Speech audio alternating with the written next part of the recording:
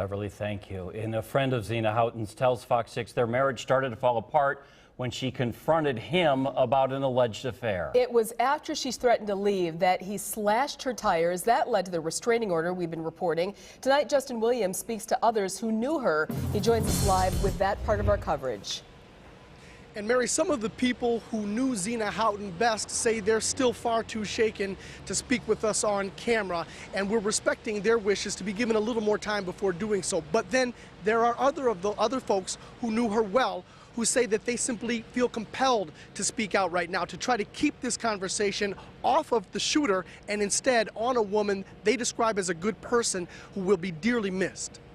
She was a very personable person. Ernest Polk lives across the street from the Brown Deer house Zina and Radcliffe Haughton shared and says neighbors knew they had problems. With the cars, you know, he would block her in so she couldn't get out and little things like that, you know, and then they'd be arguing about that, you know. Monday, Polk offers some information about the 42-year-old woman who was shot and killed at Brookfield's Azana Spa. But we'd talk about their yard and the flowers and what she'd do, planting those buckets out there or whatever.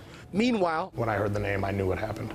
Dave Robbins, who works at a local establishment Zina frequented, says word of the shooting was not as surprising as he wishes it had been. I had talked to some of our mutual friends recently, and they said that she was fearful. She feared for her life from him. Robbins describes Zina as friendly and always smiling, particularly when she was talking about her two daughters. She wanted nothing more than to be a parent, be a mom, and raise her children. But, he explains, she did not share much about the trouble she had at home.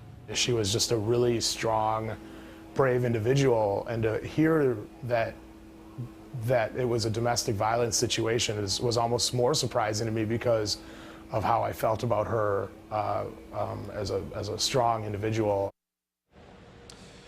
Dave says Zina actually invited him to her home at one point so that she could cut his hair free of charge. He says he spent the rest of that day watching a racing event with her husband. He says hearing what he's heard does not surprise him. He does, in retrospect, believe that her husband was, in fact, capable of doing something like this. He also says that the circle of friends right now is trying to keep their focus on her two daughters and helping them get through this, and that they would like the public to know that that's where they'd like the public to focus its attention as well, on those two girls who remain. That is the latest from Brookfield tonight. I'm Justin Williams, Fox 6 News. And that's such a strong statement. I had the pleasure of sitting in Zina's chair, and I remember vividly her recalling, you know, the time with her daughters. They seemed to be her life. No doubt a big hole there, and she was just a tremendous person. Everything you said is so true. Justin, thanks. Yeah. The owner of the spa is